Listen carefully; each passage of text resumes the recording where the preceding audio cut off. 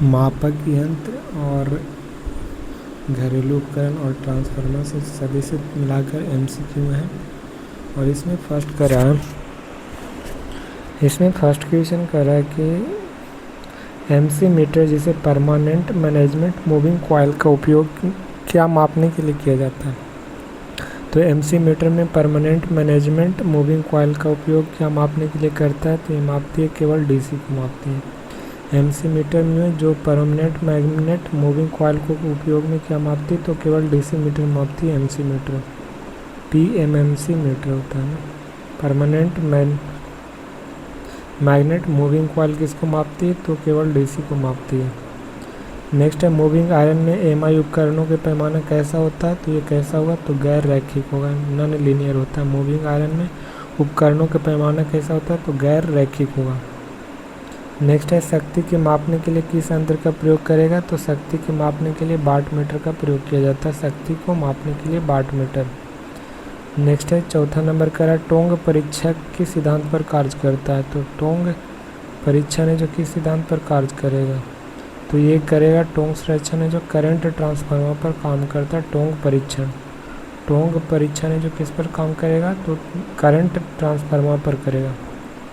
Next है ए metre के आंतरिक प्रतिरोध कैसा होना चाहिए, तो ए मीटर का आंतरिक प्रतिरोध कैसा होगा, तो बहुत कम होगा। ए मीटर का आंतरिक प्रतिरोध कैसा होना चाहिए, तो बहुत कम यानी वेरी लो होना चाहिए। छठा नंबर करा इलेक्ट्रिक हीटर को हीटिंग तत्व किसका बना होता है, तो किसका बना होता है, तो ये बना होता है नाइक्रोम का बना होता है। इलेक्ट्रिक हीटर में हीटिंग तत्व नाइक्रोम का बना होता है। नेक्स्ट है गीजर का उपयोग किए जाने वाले थर्मास्टेट का मुख्य कार्य क्या है, तो थर्मास्टेट को क्या करती है, तो तापमान को नियंत्रित करती है गीजर स्टेट में। नेक्स्ट है फूड मिक्सर किस प्रकार की मोटर का उपयोग करता है, तो फूड मिक्सर है जो यूनिवर्सल मोटर का प्रयोग करती है। फूड मिक्सर में किस प्रकार का मोटर प्रयोग किया जाता है, यूनिवर्सल मोटर का। करा कि अर्थिंग का मुख्य उद्देश्य क्या होता है, तो इसका उपकरणों को सुरक्षा करना होता है अर्थिंग का मुख्य उद्देश्य। नेक्स्ट है ट्रांसफार्मर किस सिद्धांत पर काम करता है, तो ट्रांसफार्मर किस सिद्धांत पर काम करेगा, तो पारस्परिक प्रेरण यानी म्यूचुअल इंडक्शन यानी पारस्परिक प्रेरण पर ट्रांसफार्मर कार्य करता है। पारस्परिक प्रेरण यानी म्यूचुअल इंडक्शन पर ट्रांसफार्मर कार्य करते हैं। नेक्स्ट है और ट्रांसफार्मर की रेटिंग किस में व्यक्त किया जाता है, तो KVA में किया जाता है। ट्रांसफार्मर की रेटिंग किस में, तो KVA में व्यक्त किया जाता है। नेक्स्ट 12 नंबर क्वेश्चन करा है कि सिलिका जेल का उपयोग ब्रीदर में क्यों किया जाता है, तो सिलिका जेल का ब्रीदर में प्रयोग किया जाता है नमी को सोखने के लिए। सिलिका जेल का प्रयोग ब्रीदर में क्यों किया जाता है, तो नमी को सोखने के लिए किया जाता है। सिलिका जेल का उपयोग ब्रीदर में क्यों किया जाता है, नमी को सोखने के लिए। नेक्स्ट है ट्रांसफार्मर में आयरन लॉस कहाँ होता है, ट्रांसफार्मर में आयरन लॉस कहाँ होगा, तो कोर पर होगा आयरन लॉस। ट्रांसफार्मर में आयरन लॉस कहाँ होता है, तो कोर में होता है। नेक्स्ट है स्टेप अप ट्रांसफार्मर क्या बढ़ाता है, तो स्टेप अप ट्रांसफार्मर क्या बढ़ाएगा, तो ये बढ़ाता है वोल्टेज को। स्टेप अप ट्रांसफार्मर क्या बढ़ाएगा, तो वोल्टेज को बढ़ाएगा स्टेप अप ट्रांसफार्मर। नेक्स्ट करा कि एक आदर्श ट्रांसफार्मर की दक्षता कितनी होती है, तो ये 100% होती है। आदर्श ट्रांसफार्मर की दक्षता 100% होगा। करा कि मल्टीमीटर का उपयोग क्या मापने के लिए नहीं किया जाता है, तो मल्टीमीटर को क्या आवृत्ति इनको मापने के लिए यूज नहीं करते। वोल्टेज धारा प्रतिरोध को माप सकते हैं, वोल्टेज धारा प्रतिरोध को मल्टीमीटर मापती है लेकिन आवृत्ति को नहीं मापेगा, आवृत्ति को नहीं मापता है। नेक्स्ट है 17 नंबर क्वेश्चन कह रहा है कि डायनेमोमीटर प्रकार के यंत्रों का उपयोग मुख्य रूप से किस रूप में किया जाता है, तो डायनेमोमीटर के यंत्रों का उपयोग किस रूप में किया जाएगा, तो ये वाट मीटर में किया जाता है। डायनेमोमीटर के यंत्रों का उपयोग वाट मीटर में करेगा। नेक्स्ट है 18 नंबर क्वेश्चन करा है कि इलेक्ट्रिक केतली में प्रयुक्त हीटिंग तत्व किस प्रकार होती है, तो इसका कैसा होगा, तो ढका हुआ प्रकार यानी इनक्लोज टाइप का होता है। इलेक्ट्रिक केतली में प्रयुक्त हीटिंग तत्व किस प्रकार के होगा, तो ढका हुआ प्रकार का होगा। ढका हुआ प्रकार होगा यानी दूसरी इनक्लोज टाइप होगा। इलेक्ट्रिक केतली में प्रयुक्त हीटिंग तत्व किस प्रकार के होते हैं, तो ढका हुआ प्रकार के होंगे। नेक्स्ट है माइक्रोवेव ओवन यानी मैग्नेट्रॉन का क्या कार्य होता है, तो मैग्नेट्रॉन का काम क्या होता है, तो माइक्रोवेव ओवन में मैग्नेट्रॉन का क्या कार्य होता है, तो इसका कार्य होता है माइक्रोवेव में किरणें उत्पन्न करती है। माइक्रोवेव में क्या करती है, तो किरणें उत्पन्न करती है मैग्नेट्रॉन। माइक्रो ओवन में मैग्नेट्रॉन क्या करती है, तो माइक्रोवेव का किरणें उत्पन्न करती है। नेक्स्ट है ट्रांसफार्मर में बकलोज रिले। बकलोज रिले का उपयोग क्या होता है, तो बकलोज रिले का उपयोग होता है आंतरिक दोषों को सुरक्षा करने के लिए होता है बकलोज रिले। ट्रांसफार्मर में बकलोज रिले क्या करता है, तो ये आंतरिक दोषों को से सुरक्षा करता है, आंतरिक दोषों से सुरक्षा करता है। नेक्स्ट कह रहा है कि एक ट्रांसफार्मर में लोड बढ़ाने पर कौन लॉस हो जाता है, तो लोड बढ़ाते हैं ट्रांसफार्मर पर तो क्या लॉस हो जाएगा, तो कॉपर लॉस हो जाएगा। लोड बढ़ाने पर कौन लॉस हो जाएगा, तो कॉपर लॉस हो जाता है लोड बढ़ाने पर। नेक्स्ट कह रहा है कि वोल्ट मीटर की सीमा बढ़ाने के लिए किसका उपयोग किया जाता है, तो वोल्ट मीटर को सीमा बढ़ाने के लिए किसका, तो उच्च प्रतिरोध श्रेणी का प्रयोग किया जाता है। वोल्ट मीटर की सीमा बढ़ाने के लिए किसका उपयोग करेगा, तो उच्च प्रतिरोध श्रेणी का प्रयोग करेगा। वोल्ट मीटर की सीमा बढ़ाने के लिए किसका प्रयोग करेगा, तो उच्च प्रतिरोध श्रेणी में प्रयोग करता है। नेक्स्ट है 23 नंबर क्वेश्चन कह रहा है कि घरेलू रेफ्रिजरेटर में कौन सी गैस प्रयुक्त होता है, तो रेफ्रिजरेटर में फ्रीऑन गैस प्रयुक्त होता है रेफ्रिजरेटर में। नेक्स्ट है ट्रांसफार्मर तेल का मुख्य कार्य क्या होता है, तो ये क्या करता है, तो ये क्या करेगा, तो ये करता है इंसुलेशन और कूलिंग करता है। इंसुलेशन भी करता है और कूलिंग दोनों करता है। ट्रांसफार्मर का तेल होता है जो इंसुलेशन भी करेगा और कूलिंग भी करेगा। नेक्स्ट है 25 नंबर क्वेश्चन कह रहा है 25 कह रहा है कि 3 फेज ट्रांसफार्मर में कौन सा कनेक्शन सबसे अधिक वितरण करने के लिए उपयोग होता है, तो इसमें कौन सा, तो डेल्टा स्टार। डेल्टा स्टार होता है 3 फेज ट्रांसफार्मर में कनेक्शन में सबसे अधिक डिस्ट्रीब्यूशन के लिए उपयोग किया जाता है, तो डेल्टा स्टार ट्रांसफार्मर का प्रयोग किया जाता है 3 फेज में। डेल्टा स्टार जो डिस्ट्रीब्यूशन के लिए होता है। आंसर की क्या होता है, मॉड्यूल 10, 11, 12 प्रश्न दिए हैं। नेक्स्ट है 26 नंबर क्वेश्चन कर रहा है ए मीटर की सीमा बढ़ाने के लिए किसका उपयोग करेंगे, तो ये समांतर में से निम्न प्रतिरोध का यूज किया जाता है। ए मीटर की सीमा बढ़ाने के लिए किसका प्रयोग किया जाता है, तो समांतर में निम्न प्रतिरोध। समांतर में निम्न प्रतिरोध। मेगर का उपयोग क्या मापने के लिए किया जाता है, तो मेगर का उपयोग किया जाता है उच्च इंसुलेशन प्रतिरोध के लिए। मेगर का उपयोग क्या मापने के लिए किया जाता है, तो उच्च इंसुलेशन प्रतिरोध का प्रयोग किया जाता है। मेगर का उपयोग क्या मापने के लिए किया जाता है, तो उच्च इंसुलेशन प्रतिरोध का लिए प्रयोग किया जाता है मेगर का। नेक्स्ट है सीलिंग फैन में किस प्रकार की मोटर का उपयोग किया जाता है, तो इसमें अस्थायी कैपेसिटर मोटर का प्रयोग किया जाता है। सीलिंग फैन में किस प्रकार की मोटर का उपयोग किया जाता है, तो अस्थायी कैपेसिटर मोटर का प्रयोग किया जाता है। सीलिंग फैन में अस्थायी कैपेसिटर मोटर का प्रयोग किया जाता है सीलिंग फैन में। नेक्स्ट है वॉशिंग मशीन में सुखाने के लिए किस प्रकार का सिद्धांत का उपयोग किया जाता है, तो अपकेंद्रीय बल का प्रयोग किया जाता है वॉशिंग मशीन में। नेक्स्ट है 30 नंबर क्वेश्चन कर रहा है कि ट्रांसफार्मर के तेल में परावैद्युत शक्ति यानी डाइलेक्ट्रिक स्ट्रेंथ की जांच के लिए कौन सा टेस्ट किया जाता है।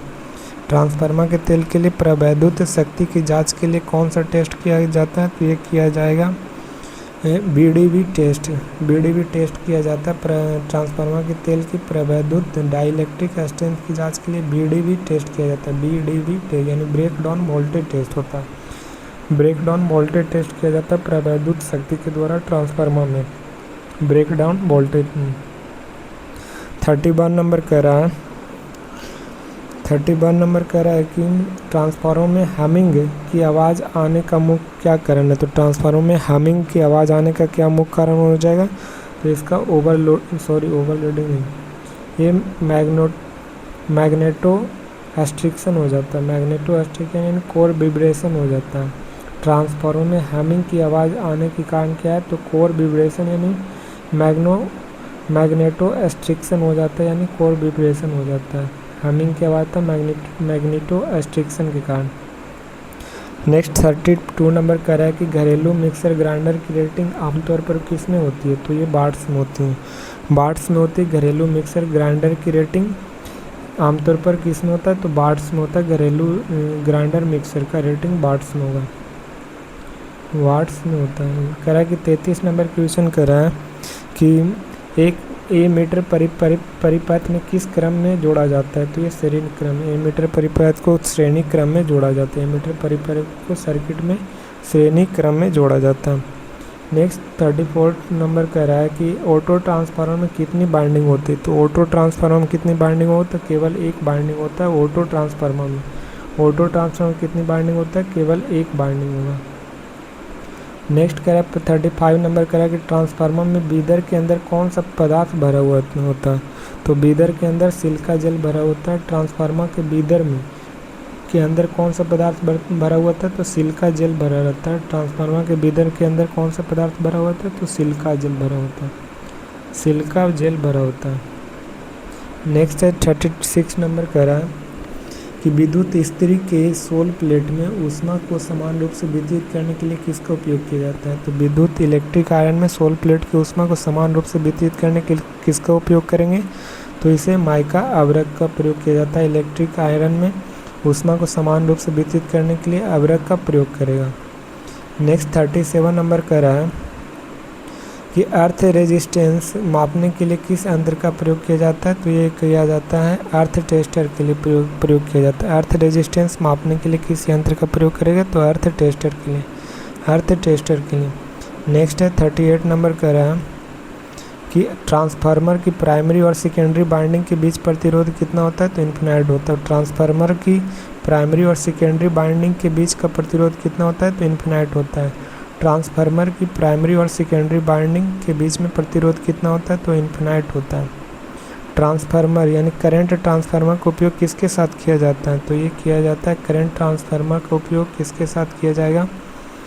करंट ट्रांसफार्मर का उपयोग किसके साथ किया जाता है? तो ये कम रेंज वाले एमीटर के करंट ट्रांसफार्मर के बीच किसके साथ किया जाता है? तो कम रेंज वाले एमीटर का प्रयोग किया जाता है।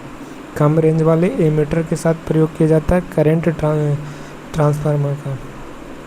नेक्स्ट है रेफ्रिजरेटर के अंदर फ्रीजर हमेशा सबसे ऊपर क्यों रखा जाता है? रेफ्रिजरेटर के अंदर फ्रीजर हमेशा सबसे ऊपर क्यों रखा जाएगा? क्योंकि ये संबंध धाराओं द्वारा पूरे भाग को ठंडा करने के लिए होता है। रेफ्रिजरेटर के अंदर फ्रीजर हमेशा सबसे ऊपर क्यों रखा जाता है? क्योंकि संबंध धाराओं द्वारा पूरे भाग को ठंडा करने के लिए होता है। पूरे भाग को ठंडा करने के लिए ऊपर रखा जाता है। नेक्स्ट है 41 नंबर कह रहा है कि ट्रांसफार्मर में एडी करंट लॉस को कम करने के लिए क्या किया जाता है? ट्रांसफार्मर में एडी करंट को लॉस करने के लिए क्या करेंगे? तो कोर लेमिनेटेड करते हैं। क्या करते हैं? कोर को लेमिनेटेड करते हैं, इसलिए एडी करंट को लॉस से बचाती है। एडी करंट को लॉस से कम करने के लिए क्या करते हैं? तो कोर को लेमिनेट करते हैं। कोर को लेमिनेट करते हैं। नेक्स्ट है वोल्ट मीटर की संवेदनशीलता किस में मापी जाती है? तो वोल्ट मीटर की संवेदनशीलता किस में मापी जाएगा? तो वोल्ट मीटर की संवेदनशीलता मापती है ओम वोल्ट मीटर में। ओम प्रति वोल्ट में मापते हैं। ओम प्रति वोल्ट में वोल्ट मीटर की संवेदनशीलता मापती है, तो ओम प्रति वोल्ट में मापी जाती है। नेक्स्ट है 43 नंबर कह रहा है कि रूम हीटर में परावर्तक की सतह कैसी होती है? तो रूम हीटर में परावर्तक की सतह कैसी होगी? तो चमकदार और पॉलिश की हुई होती है। रूम हीटर में परावर्तक की सतह कैसी होगी? तो चमकदार और पॉलिश हुई होती है। रूम हीटर की परावर्तक की सतह चमकदार और पॉलिश होती है। नेक्स्ट कह रहा है कि 44 नंबर कह रहा है कि ट्रांसफार्मर के में हिस्टेरिस लॉस को कम करने के लिए किस सामग्री का चयन किया जाता है? तो इसका सिलिकॉन स्टील का प्रयोग करते हैं। ट्रांसफार्मर में हिस्टेरिस लॉस को कम करने के लिए किस सामग्री का चयन किया जाता है? तो सिलिकॉन स्टील का प्रयोग करते हैं। हिस्टेरिस लॉस को कम करने के लिए किस सामग्री का चयन किया जाता है? तो सिलिकॉन स्टील का प्रयोग करते हैं। नेक्स्ट है मूविंग कॉइल में यंत्रों में डैम्पिंग के लिए किस विधि का प्रयोग किया जाता है? तो डैम्पिंग के लिए एडी करंट डैम्पिंग का प्रयोग किया जाता है। मूविंग कॉइल में यंत्रों में डैम्पिंग के लिए किस विधि का उपयोग किया जाता है? तो ये किया जाता है एडी करंट डैम्पिंग के लिए किया जाता है। मूविंग कॉइल में यंत्रों में डैम्पिंग के लिए किस विधि का प्रयोग करती है? तो एडी करंट डैम्पिंग का प्रयोग करेगा। एडी करंट डैम्पिंग का करा कि ट्रांसफार्मर को नो लोड करंट का मान पूर्ण लोड करंट का लगभग कितना प्रतिशत हो? ट्रांसफार्मर को नो लोड करंट का मान पूर्ण लोड करंट का लगभग कितना प्रतिशत हो जाएगा? तो ये वह 2 से 5% तक होती है। कारण ट्रांसफार्मर के नो लोड करंट का मान पूर्ण लोड करंट का मान का लगभग कितना प्रतिशत होता है? 2 से 5% होता है। ट्रांसफार्मर के नो लोड करंट का मानपूर्ण लोड करंट का लगभग कितना परसेंट होता है? 2 से 5% होता है। इंडक्शन प्रकार के यंत्रों का उपयोग केवल किस आपूर्ति पर किया जाता है? तो किस आपूर्ति पर करेगा? तो एसी सप्लाई पर करता है। इंडक्शन प्रकार के यंत्रों का उपयोग केवल किस आपूर्ति पर किया जाता है? तो एसी सप्लाई पर किया जाता है। इंडक्शन प्रकार के यंत्रों का उपयोग केवल किस प्रकार की आपूर्ति पर किया जाता है? तो एसी सप्लाई पर करते हैं। इंडक्शन प्रकार के यंत्रों का उपयोग किस पर किया जाता है? तो एसी सप्लाई पर।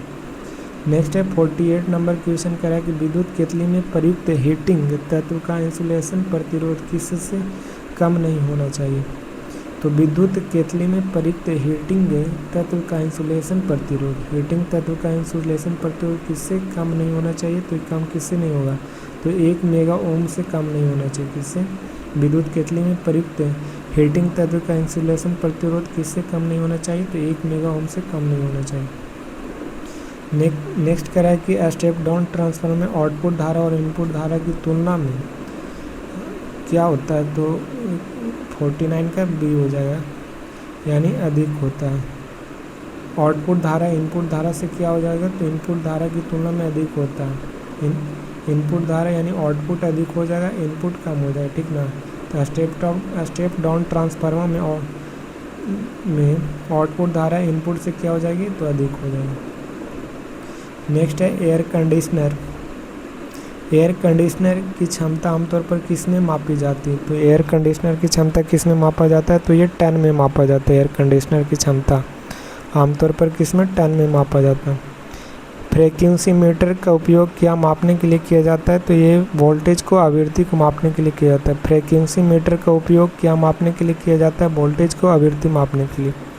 फ्रीक्वेंसी मीटर का उपयोग क्या मापने के लिए किया जाता है? वोल्टेज की आवृत्ति मापने के लिए। फ्रीक्वेंसी मीटर का उपयोग क्या मापने के लिए किया जाता है? तो वोल्टेज की आवृत्ति के लिए। एक तो पहले से और गिना था।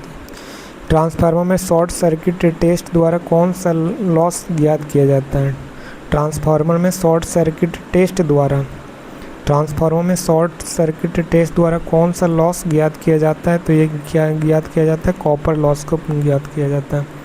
ट्रांसफार्मर में शॉर्ट सर्किट टेस्ट द्वारा कौन सा लॉस ज्ञात किया जाता है? तो कॉपर लॉस। ट्रांसफार्मर में शॉर्ट सर्किट टेस्ट द्वारा कौन सा लॉस ज्ञात होता है? तो कॉपर लॉस ज्ञात होता है। शॉर्ट सर्किट टेस्ट द्वारा कौन सा लॉस होता है? तो कॉपर लॉस हो जाएगा। नेक्स्ट कह रहा है कि 53 नंबर कह रहा है कि वॉशिंग मशीन में पल्सेटर का क्या कार्य करता है? तो कपड़ों को हिलाना और ढुलाना होता है। 53 का सी हो जाएगा, ठीक ना। कपड़ों को हिलाना और साफ करना होता है, पल्सेटर का काम रहता है। नेक्स्ट 54 नंबर क्वेश्चन कह रहा है कि एमीटर को समांतर में जोड़ने पर क्या होगा? एमीटर को समांतर में जोड़ने पर क्या हो जाएगा? तो ये होता है, यह जल सकता है। एमीटर को समांतर में जोड़ने पर क्या होगा? तो ये जल सकता है एमीटर, ठीक ना। समांतर में जोड़ेंगे एमीटर को तो जल सकता है। नेक्स्ट है ट्रांसफार्मर के किस भाग में सबसे अधिक गर्मी उत्पन्न करता है? तो ये बाइंडिंग्स भाग में उत्पन्न करता है। ट्रांसफार्मर किस भाग में सबसे अधिक गर्मी उत्पन्न करेगा? तो बाइंडिंग्स भाग में, ट्रांसफार्मर के बाइंडिंग भाग में। नेक्स्ट कह रहा है 56 नंबर कह रहा है कि एक ऊर्जा मीटर किस प्रकार का यंत्र होता है? तो एक ऊर्जा मीटर होता है किस प्रकार के? तो किस प्रकार की होती है ऊर्जा मीटर? तो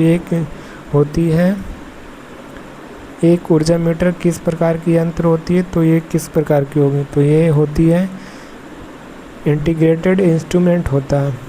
एनर्जी मीटर क्या होता है? तो इंटीग्रेटेड इंस्ट्रूमेंट होता है, यानी एकीकृत यंत्र होता है। एनर्जी मीटर किस प्रकार की यंत्र है? तो एकीकृत यंत्र है। नेक्स्ट करा कि छत के पंखे में कैपेसिटर का मुख्य कार्य क्या होता है? तो इसका मुख्य कार्य क्या होगा? तो इसका टॉर्क उत्पन्न करने के लिए फेज स्प्लिट करना। टॉर्क उत्पन्न करने के लिए क्या करता है? तो फेज को स्प्लिट करता है। एक छत के पंखे में कैपेसिटर का मुख्य कार्य क्या होता है? तो टॉर्क उत्पन्न करने के लिए फेज को स्प्लिट करता है, फेज को स्प्लिट करेगा। नेक्स्ट है 58 नंबर करा है कि ट्रांसफार्मर में ओपन सर्किट टेस्ट द्वारा कौन सा लॉस किया जाता है? तो ओपन सर्किट टेस्ट द्वारा ट्रांसफार्मर में कौन सा लॉस होता है? तो इसमें लॉस होगा कोर लॉस, आयरन लॉस होता है। कोर लॉस यानी आयरन लॉस होता है ट्रांसफार्मर में ओपन सर्किट टेस्ट द्वारा। ओपन सर्किट टेस्ट द्वारा क्या होता है? तो आयरन लॉस यानी कोर लॉस हो जाता है। नेक्स्ट है गैल्वेनोमीटर का उपयोग का क्या उपयोग पता लगाने के लिए किया जाता है? तो ये धारा की दिशा और उपस्थिति को बताती है। 59 के बी हो जाएगा। धारा की दिशा और उपस्थिति को बताती है गैल्वेनोमीटर। नेक्स्ट है 60 नंबर क्वेश्चन कर रहा है कि इलेक्ट्रिक ओवन में तापमान को नियंत्रित करने के लिए किसका प्रयोग करती है? तो थर्मोस्टेट का प्रयोग करेगा। किसका? थर्मोस्टेट का। नेक्स्ट है आदर्श वोल्टमीटर का प्रतिरोध कितना होता है? तो इसका कितना होगा? तो आदर्श वोल्टमीटर का प्रतिरोध कितना होता है? तो इन्फिनाइट होता है। आदर्श वोल्टमीटर का प्रतिरोध इन्फिनाइट हो जाएगा। नेक्स्ट कह रहा है ट्रांसफार्मर वोल्टेज रेगुलेशन को क्या दर्शाती है? तो ट्रांसफार्मर वोल्टेज रेगुलेशन को क्या दर्शाएगा? तो ये दर्शाती है लोड के साथ आउटपुट वोल्टेज में परिवर्तन। लोड के साथ आउटपुट वोल्टेज में परिवर्तन को दर्शाती है ट्रांसफार्मर का वोल्टेज रेगुलेशन क्या दर्शाती है? तो लोड के साथ आउटपुट वोल्टेज में परिवर्तन। लोड के साथ आउटपुट वोल्टेज में परिवर्तन को दर्शाती कौन? वोल्टेज रेगुलेशन दर्शाती है। ट्रांसफार्मर का वोल्टेज रेगुलेशन दे करा। हेयर ड्रायर में आमतौर पर किस प्रकार के हीटिंग एलिमेंट का प्रयोग किया जाता है? तो हेयर ड्रायर में प्रयोग किया जाता है नाइक्रोम बार का प्रयोग किया जाता है। नाइक्रोम बायर का प्रयोग किया जाता है। हेयर ड्रायर में आमतौर पर किस प्रकार हीटिंग एलिमेंट का उपयोग करते हैं?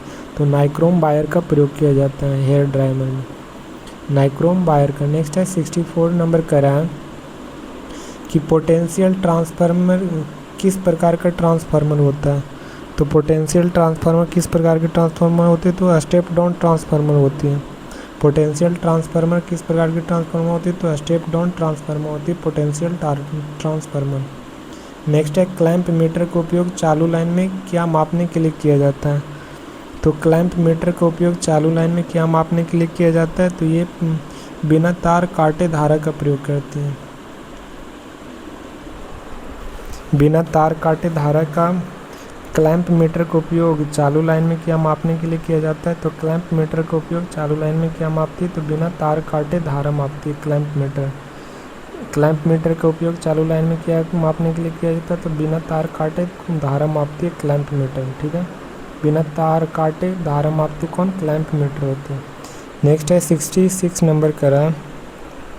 66 में इंडक्शन वाट मीटर का उपयोग केवल किस आपूर्ति पर किया जाता है? इंडक्शन वाट मीटर का उपयोग केवल किस आपूर्ति पर किया जाएगा? तो ये आपूर्ति पर करता है एसी और डीसी दोनों पर करता है। इंडक्शन वाट मीटर का उपयोग केवल किस आपूर्ति पर? तो एसी और डीसी दोनों पर किया जाता है इंडक्शन वाट मीटर का प्रयोग एसी और डीसी दोनों पर। एसी और डीसी दोनों पर करता है। करा कि एक इलेक्ट्रिक टोस्टर में प्रयुक्त तत्व का नाम क्या होता है? तो इलेक्ट्रिक टोस्टर में जो प्रयुक्त होता है कॉपर यूज किया जाता है। इलेक्ट्रिक टोस्टर में प्रयुक्त होने वाले तत्व कॉपर होता है, नहीं तांबा होता है। नेक्स्ट करें कि ट्रांसफार्मर कोर के निर्माण के लिए सबसे उपयुक्त सामग्री कौन सा होता है? तो इसका सबसे उपयुक्त सामग्री क्या है? तो एल्युमिनियम होता है। क्या होता है?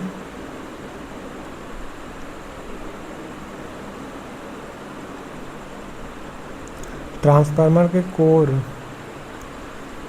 के निर्माण के लिए सबसे उपयुक्त सामग्री क्या होता है? तो core rolled grain oriented steel होता है। Core rolled grain oriented steel होता है, ठीक ना।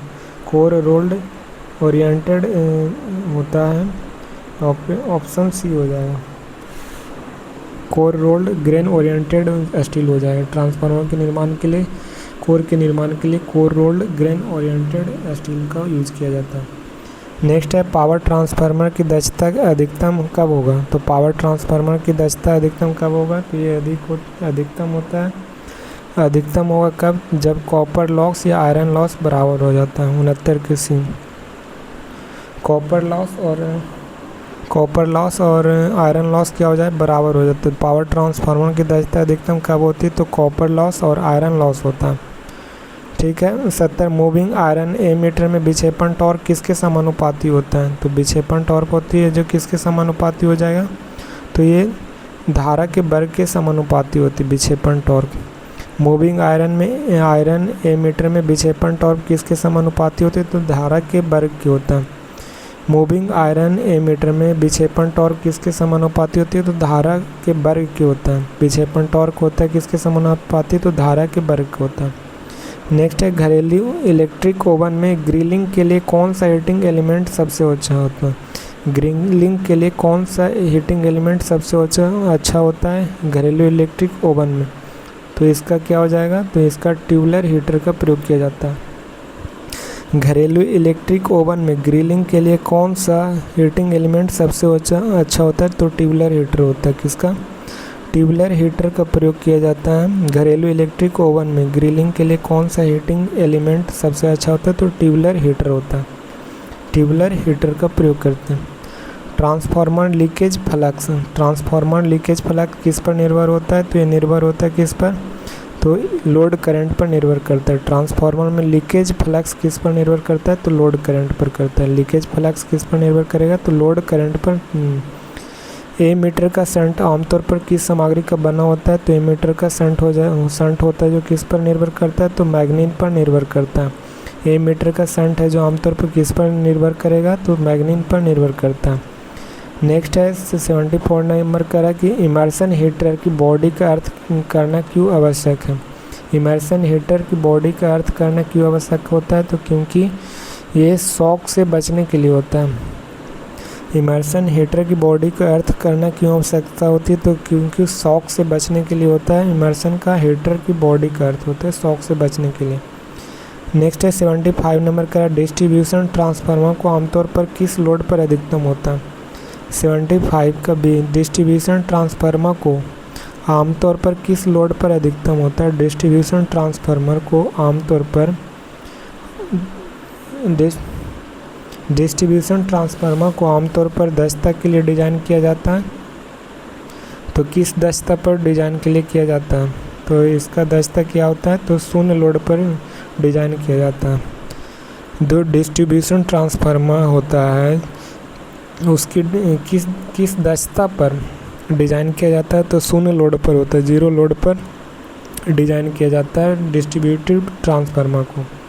करा है कि वाट मीटर में 2 कॉइल होते हैं, उनके नाम क्या होते हैं? तो वाट मीटर में कितने कॉइल? 2 कॉइल होते हैं, उनका नाम क्या है? तो उनका नाम हो जाएगा करंट कॉइल और प्रेशर कॉइल होता है। करंट कॉइल और प्रेशर कॉइल क्या होता है? वाट मीटर में 2 कॉइल होते हैं, करंट कॉइल और दूसरा प्रेशर कॉइल होता है वाट मीटर में। नेक्स्ट है 77 नंबर की क्वेश्चन करा है कि इलेक्ट्रिक मिक्सर में ओवरलोड प्रोटेक्टर का उपयोग क्यों किया जाता है? क्योंकि ये मोटर जलने से बचाने के लिए किया जाता है।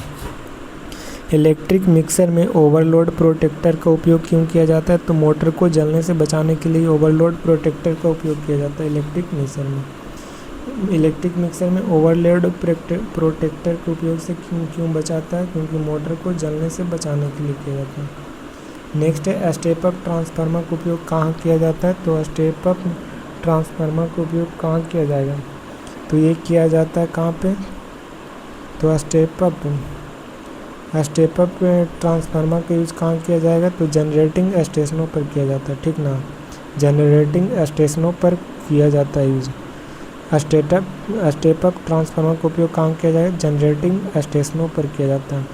नेक्स्ट है 79 करा कि गैल्वेनोमीटर को एमीटर में बदलने के लिए क्या किया जाता है? तो गैल्वेनोमीटर को एमीटर में बदलने के लिए क्या करेगा? तो इसका समांतर में निम्न प्रतिरोध को जोड़कर किया जाता है। समांतर में निम्न प्रतिरोध को जोड़कर गैल्वेनोमीटर को एमीटर में बदलता है। समांतर में निम्न प्रतिरोध को जोड़कर गैल्वेनो को एमीटर में बदलते हैं। समांतर में निम्न प्रतिरोध के जोड़कर गैल्वेनोमीटर को एमीटर में बदलती हैं। नेक्स्ट है करा कि वैक्यूम क्लीनर किस सिद्धांत पर कार्य करती है? तो ये सक्शन पर कार्य करती है। वैक्यूम क्लीनर किस सिद्धांत पर कार्य करती है? सक्शन पर काम करती है vacuum cleaner.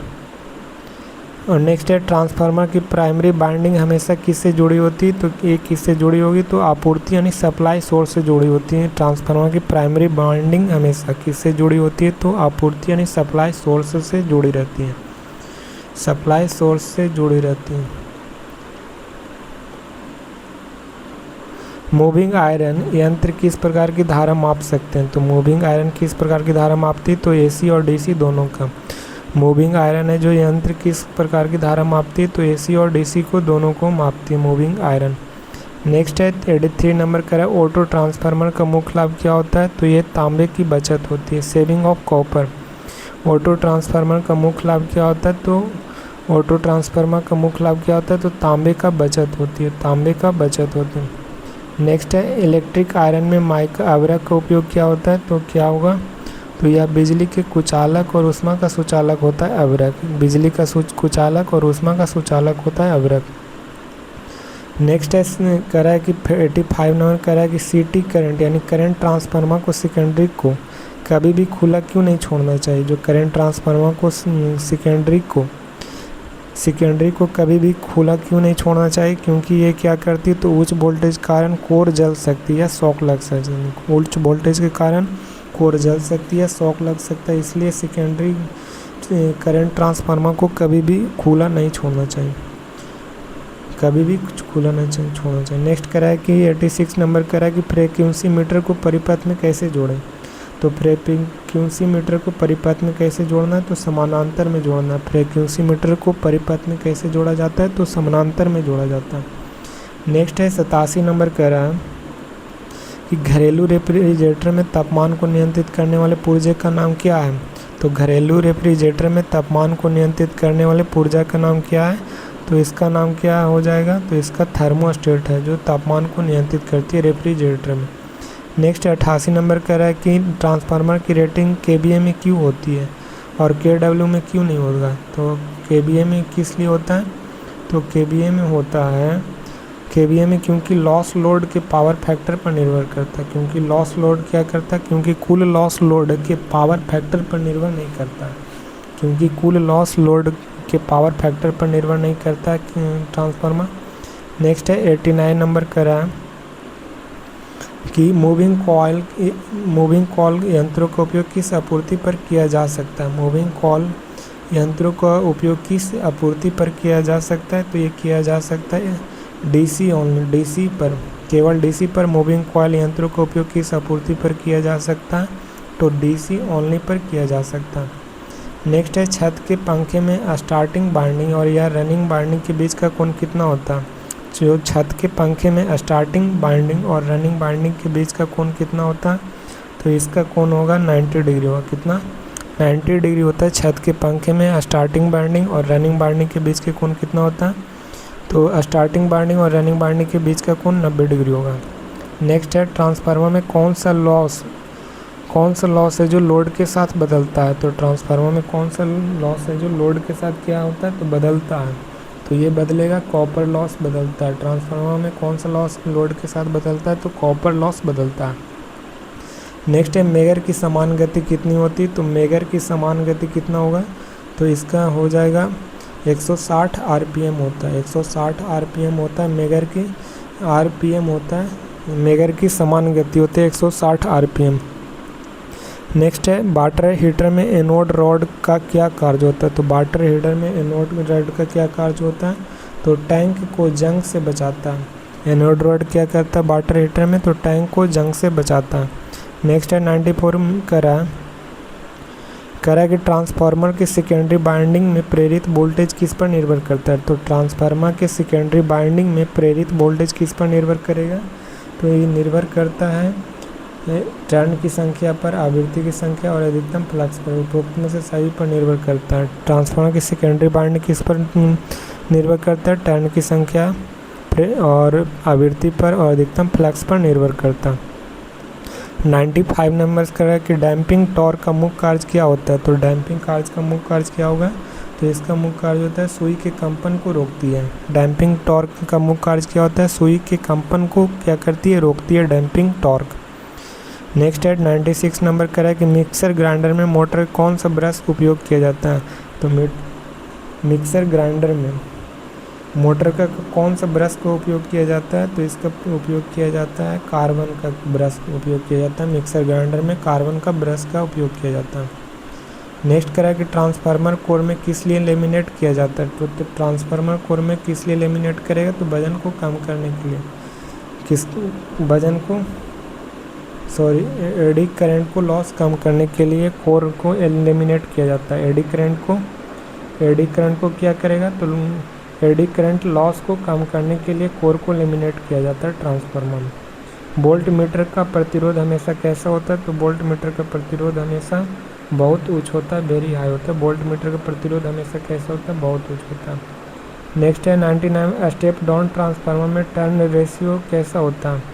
Step down transformer में टर्न रेशियो कैसा होता है, तो ये होता है N1 ग्रेटर देन होता है N2 से ग्रेटर देन N1 होगा। तो step down transformer turn ratio कैसा होता है, तो N1 ज़्यादा होगा और N2 में कम हो जाएगा।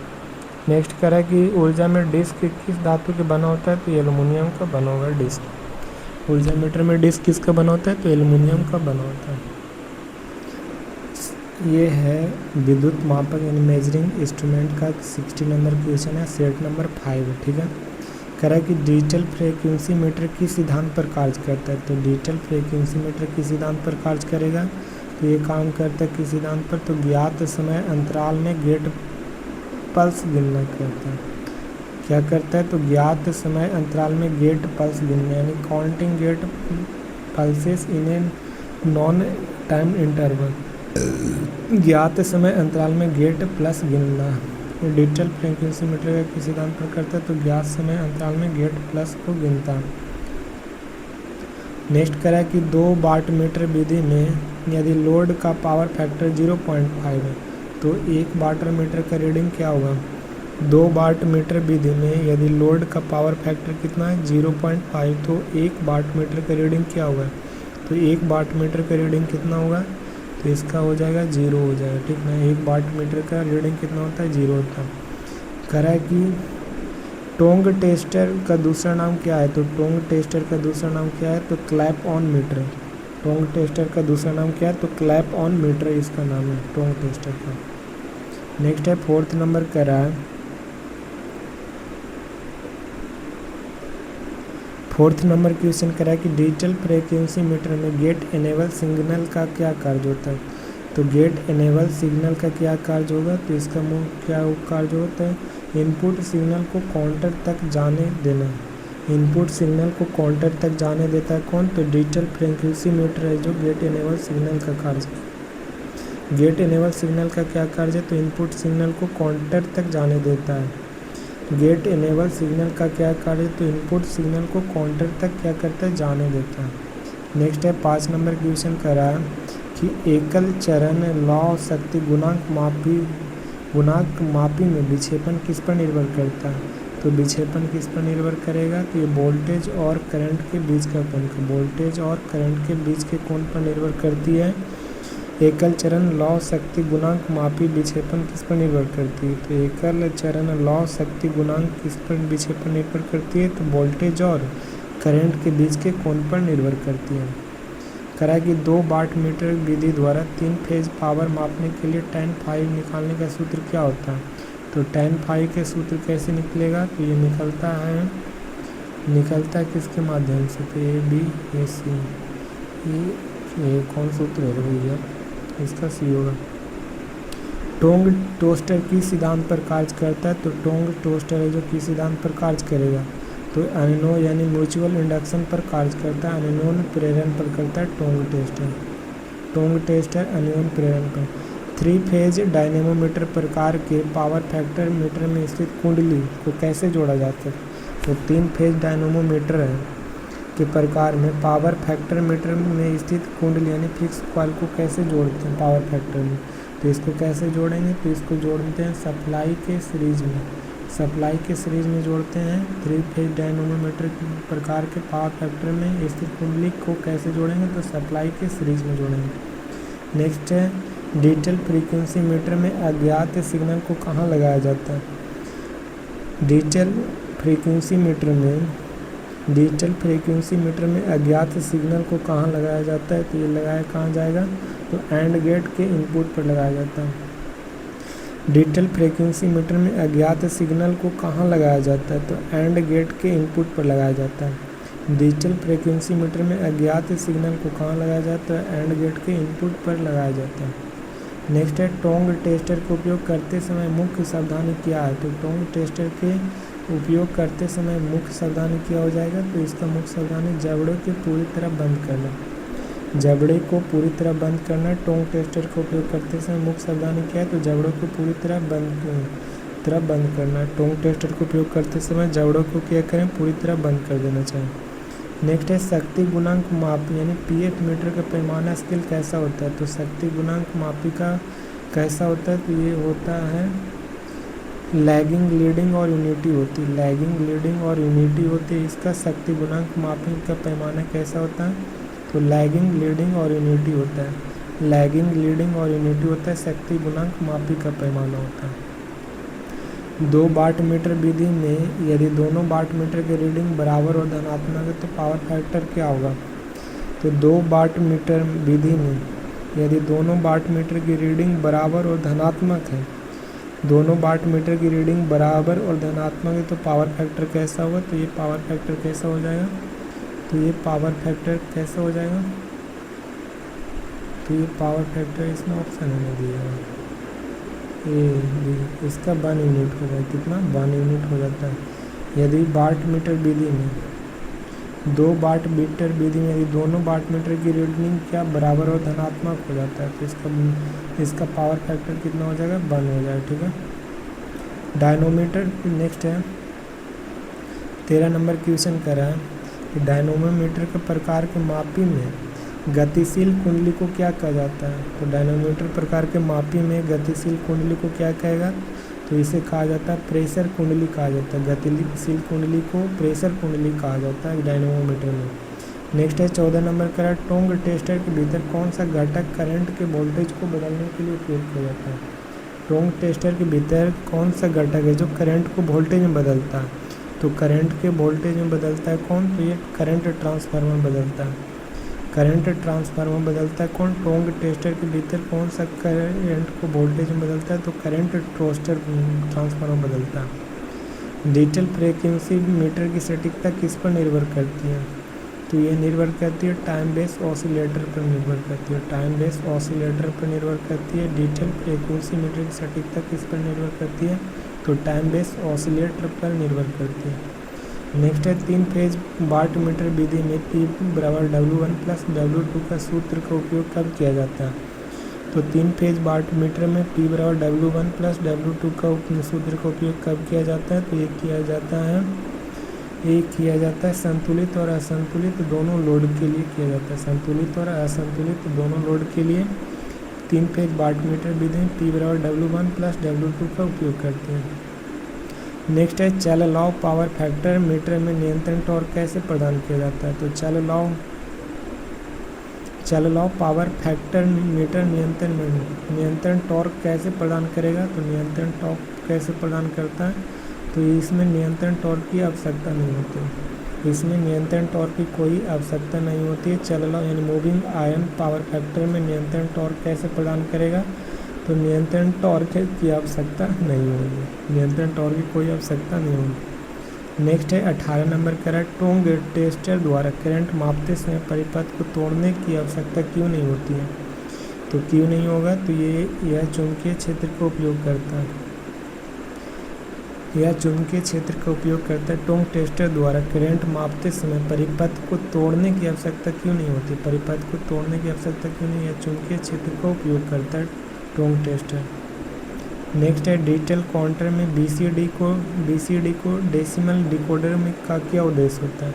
डिजिटल काउंटर में BCD को डेसिमल डिकोडर का क्या उद्देश्य होगा? तो इसका मुख्य उद्देश्य क्या होता है? तो बाइनरी को डिस्प्ले में बदलने के लिए।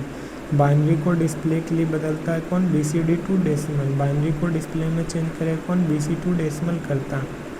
नेक्स्ट 20 नंबर कर रहा है कि 2 मीटर विधि में यदि 1 वाट मीटर उल्टा चलता है तो क्या करना चाहिए? तो क्या करेंगे? तो 2 वाट मीटर विधि में 1 वाट मीटर उल्टा चलता है तो क्या करेंगे? तो क्या करना है? तो इसका क्या करेंगे? तो प्रेशर कुंडली कनेक्शन को बदल देते हैं। प्रेशर कुंडली को बदल देंगे कब? जब 2 मीटर विधि में यदि वाट मीटर उल्टा चलता है तो प्रेशर कुंडली को क्या कर देंगे? तो बदल देंगे। इसका राइट आंसर सी हो जाएगा। शक्ति गुणांक मापी cos फाई का अधिकतम मान क्या हो सकता है? शक्ति गुणांक मापी में cos फाई का अधिकतम मान क्या हो जाएगा? तो 1.0 हो जाएगा। कितना? 1.0 हो जाएगा शक्ति गुणांक मापी में। नेक्स्ट 22 नंबर कह रहा है कि डिजिटल फ्रीक्वेंसी मीटर में स्कैमिट ट्रिगर का क्या कार्य होता है? स्कैमिट ट्रिगर का क्या काम होगा 22 के? तो ये तरंग को स्क्वायर वेव में बदलती है। तरंग को किस में बदलेगा? तो स्क्वायर वेव में बदलती कौन? डिजिटल फ्रीक्वेंसी मीटर में स्कैमिट ट्रिगर का क्या कार्य होता है? तो तरंग को स्क्वायर में बदलती है। तरंग को स्क्वायर में बदलती है कौन? Digital frequency metre. स्क्वायर में ट्रिगर क्या करती है? तो तरंग के स्क्वायर में बदलती है। नेक्स्ट है टोंग टेस्टर का उपयोग आमतौर पर किस प्रकार के करंट में किया जाता है? तो टोंग टेस्टर का उपयोग आमतौर पर किस करंट में किया जाएगा? तो इसका करंट का उपयोग करेगा तो उच्च मान एसी करंट में किया जाता है। टोंग टेस्टर का उपयोग आमतौर पर किस करंट के? तो उच्च हाई एसी करंट को मापने के लिए किया जाता है। टोंग टेस्टर का उपयोग आमतौर पर किस करंट को मापने के लिए किया जाता है? तो उच्च मान एसी करंट के लिए किया जाता है। 3 फेज संतुलित लोड में यदि पावर फैक्टर 0 है तो दोनों वाट मीटर का रीडिंग क्या हो जाएगा? 3 फेज संतुलित लोड में यदि पावर फैक्टर कितना 0 है तो दोनों वाट मीटर का रीडिंग क्या हो जाएगा? तो दोनों वाट मीटर का रीडिंग क्या हो जाएगा? तो इसका रीडिंग क्या है? एक धनात्मक और एक ऋणात्मक मान के बराबर हो जाएगा। 3 फेज संतुलित लोड में यदि पावर फैक्टर 0 है तो दोनों वाट मीटर की रीडिंग कैसा हुआ? तो एक धनात्मक एक ऋणात्मक मान के बराबर हो जाएगा। एक धनात्मक और एक ऋणात्मक मान के बराबर। 25 करा है डायनोमीटर प्रकार में पीएफ मीटर में दो गतिशील कुंडलियों के बीच का कोण कितना होता है? तो डायनेमोमीटर प्रकार में पीएफ मीटर में दो गतिशील कुंडलियों के बीच का कितना हो जाएगा? तो इसका कितना हो जाएगा? तो 90 डिग्री होता है। डायनोमीटर प्रकार में पीएफ मीटर में दो गतिशील कुंडलियों के बीच का कोण कितना? 90 डिग्री। नेक्स्ट करा कि डिजिटल फ्रीक्वेंसी मीटर में टाइम पास का मतलब क्या होता है? टाइम बेस का मतलब क्या होता है डिजिटल फ्रीक्वेंसी मीटर में? तो टाइम बेस का मीटर में मतलब क्या हो जाएगा? तो इसका हो जाएगा वह समय जिसके लिए गेट खुला रहता है। वह समय जिसके लिए गेट खुला रहता है उसे डिजिटल फ्रीक्वेंसी मीटर में टाइम बेस कहा जाता है। वह समय जिसके लिए गेट खुला रहता है उसे डिजिटल फ्रीक्वेंसी में टाइम बेस कहा जाता है। नेक्स्ट है 27 नंबर का है कि टोंग टेस्टर में ट्रिगर का उपयोग क्या होता है? तो ट्रिगर का मुख्य कार्य क्या हो जाएगा? तो जबड़ों के खोलने के लिए होता है ट्रिगर। जबड़ों के खोलने के लिए टोंग टेस्टर में ट्रिगर का उपयोग करते हैं। टोंग टेस्टर में ट्रिगर का उपयोग किस लिए किया जाता है? जबड़ों के खोलने के लिए किया जाता है। नेक्स्ट है 28 नंबर शक्ति गुणांक किसके बीच अनुपात में होता है? तो शक्ति गुणांक किसके बीच के अनुपात में होता है? तो वास्तविक शक्ति और आभासी शक्ति के बीच होता है। शक्ति गुणांक किसके बीच का अनुपात होता है? तो वास्तविक शक्ति और आभासी शक्ति के बीच होता है। शक्ति गुणांक वास्तविक शक्ति और आभासी शक्ति के बीच होता है। 2 वाट मीटर विधि में W1 बराबर 3 kg और W2 3 वाट होता है। फेज कोण का क्या हो जाएगा? फेज कोण का कितना हो जाएगा? तो 0 डिग्री होता है। फेज कोण 0 डिग्री होता है। 2 वाट मीटर विधि में W1 3 किलोवाट और W2 3 किलोवाट, तो फेज कोण का क्या होगा? तो 0 डिग्री हो जाएगा। नेक्स्ट कह रहा है कि चल लॉ यानी मूविंग आयरन प्रकार के मापी का उपयोग कहाँ किया जाता है?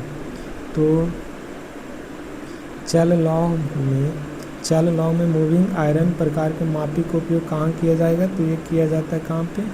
तो ये किया जाता है एसी और डीसी दोनों में किया जाता है। चल लॉ यानी मूविंग आयरन प्रकार के मापी का उपयोग कहाँ किया जाएगा? तो एसी और डीसी दोनों में किया जाता है चल लॉ का।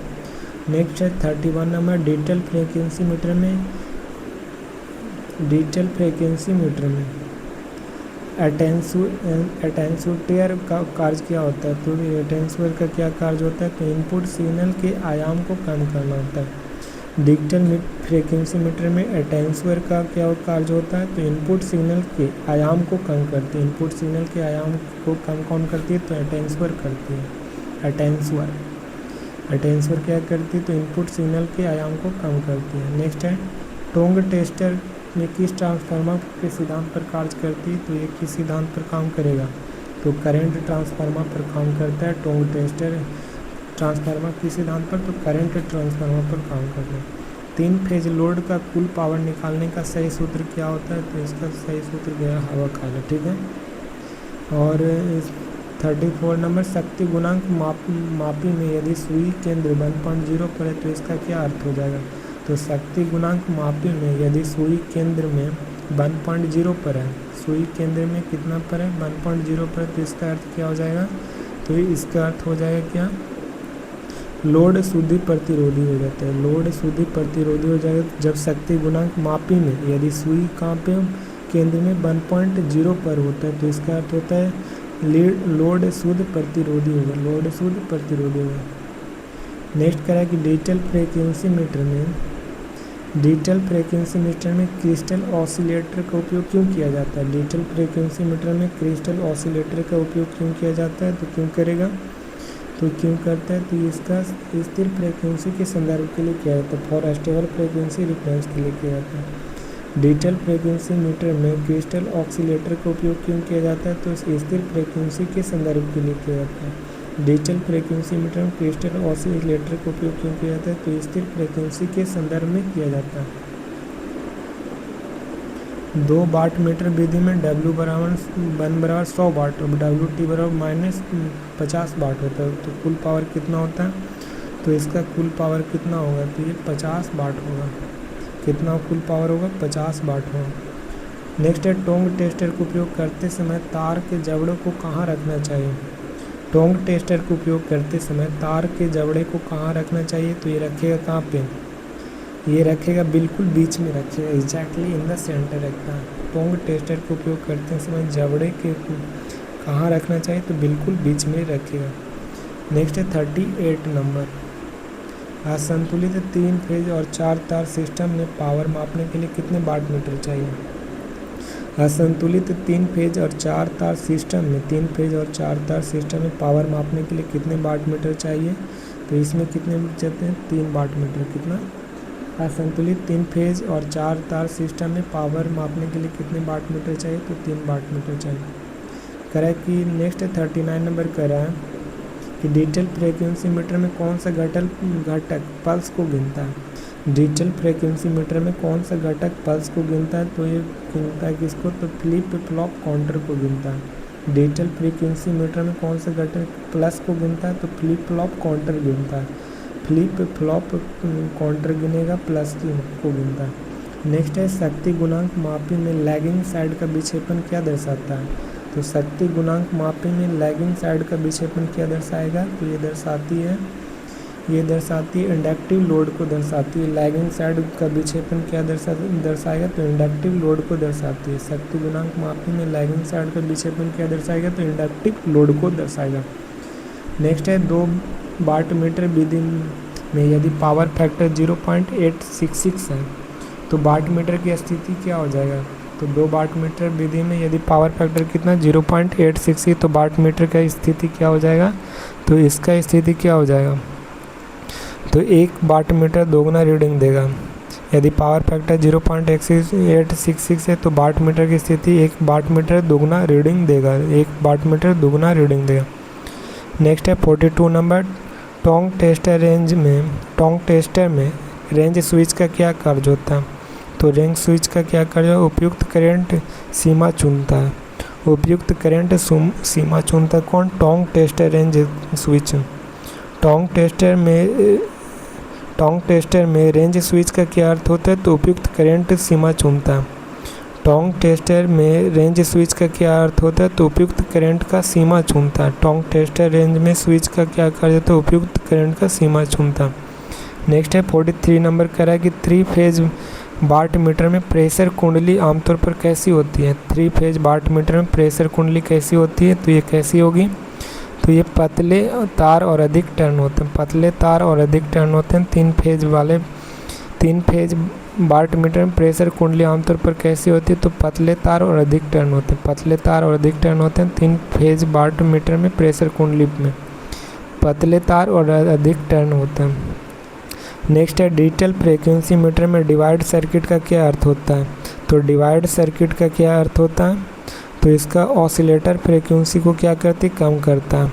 डिजिटल फ्रीक्वेंसी मीटर में डिवाइडेड सर्किट का क्या कार्य होता है? तो ऑसिलेटर फ्रीक्वेंसी को कम करता है। डिजिटल फ्रीक्वेंसी मीटर में डिवाइड सर्किट का क्या कार्य होता है? तो ऑसिलेटर फ्रीक्वेंसी को क्या करता है? तो कम करता है। नेक्स्ट है पावर फैक्टर मीटर में मूविंग सिस्टम में किसका उपयोग किया जाता है? तो मूविंग सिस्टम में किसका उपयोग करेगा? तो 2 कुंडलियों के एक दूसरे को समकोण पर रखता है। 2 कुंडलियों के एक दूसरे को समकोण पर रखता है। पावर फैक्टर में मूविंग सिस्टम किसका उपयोग करेगा? पावर फैक्टर में मूविंग सिस्टम किसका उपयोग करता है? तो 2 कुंडलियों के एक दूसरे को समकोण पर रखेगा। नेक्स्ट है टोंग टेस्टर में मापते समय यदि तार पर इंसुलेशन है तो क्या रीडिंग आएगी? तो टोंग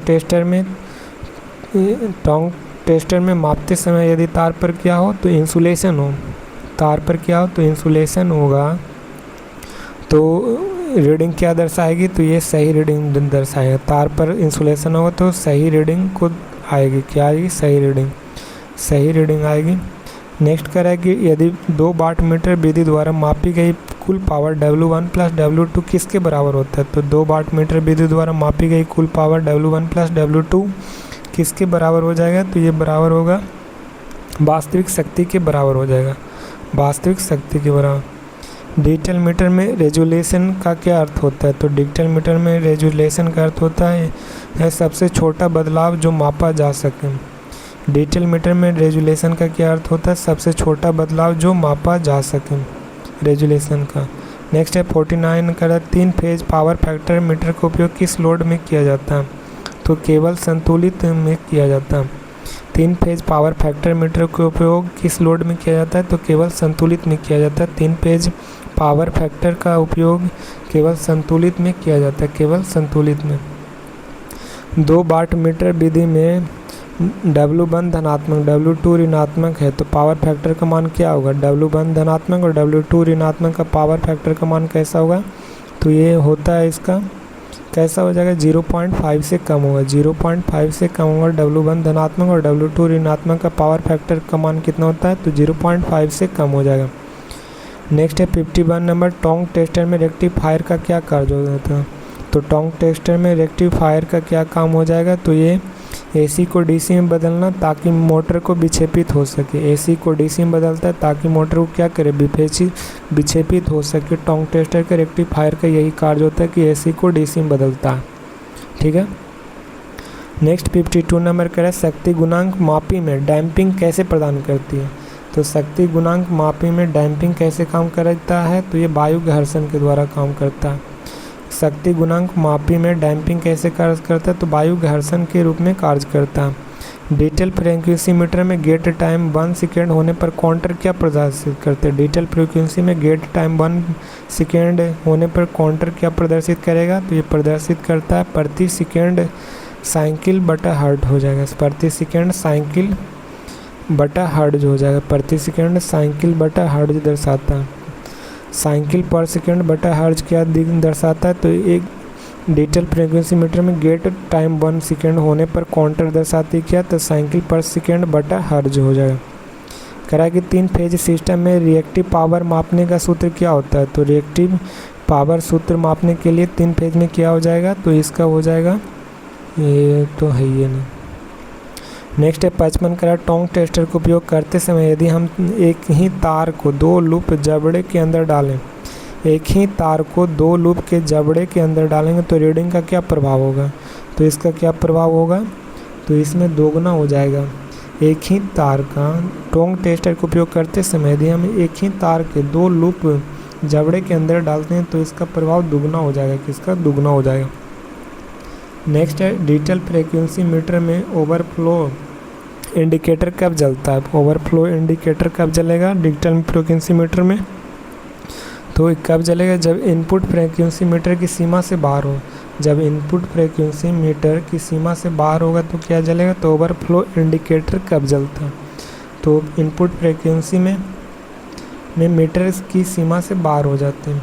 नेक्स्ट है डायनेमोमीटर प्रकार के मापी कौन सी कुंडली 2 भागों में बटी होती है, डायनेमोमीटर प्रकार के मापी में कौन सी कुंडली 2 भागों में बटी होती है, तो ये बटी होती है स्थिर कुंडली में बटी होती है। डायनेमोमीटर प्रकार के मापी में कौन सी कुंडली 2 भागों में बटी होती है, तो स्थिर कुंडली। पावर फैक्टर लीडिंग होने का क्या मतलब होता है, तो ये मतलब होता है करंट या वोल्टेज से आगे, करंट वोल्टेज से आगे होता है पावर फैक्टर में। पावर फैक्टर लीडिंग होने का क्या मतलब होता है, करंट वोल्टेज से आगे होता है। पावर फैक्टर लीडिंग होने का क्या मतलब, तो करंट वोल्टेज से आगे होता है। नेक्स्ट करा कि 2 वाट मीटर विधि में यदि पावर फैक्टर 1.0 है तो वाट मीटर की रीडिंग क्या हो जाएगी, तो 2 वाट मीटर में विधि में यदि पावर फैक्टर 1.0 है तो वाट मीटर रीडिंग क्या हो जाएगी, तो ये क्या हो जाएगा, तो W1 बराबर W2 हो जाएगा। यदि 2 वाट मीटर विधि में पावर फैक्टर 1.0 है तो वाट मीटर की रीडिंग क्या होगा, तो W1 बराबर W2 हो जाएगा।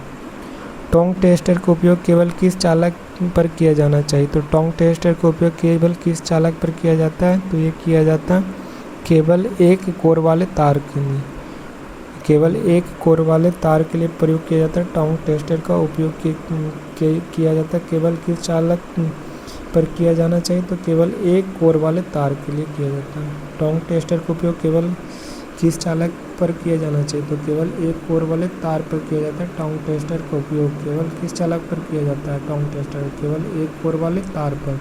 और इसी के साथ सेवा समाप्त करो और जय हिंद जय भारत करो और आगे चलते हैं, आगे पढ़ेंगे अगला सेट। और इसी के साथ नींद आता है तो नींद आके सो जाओ।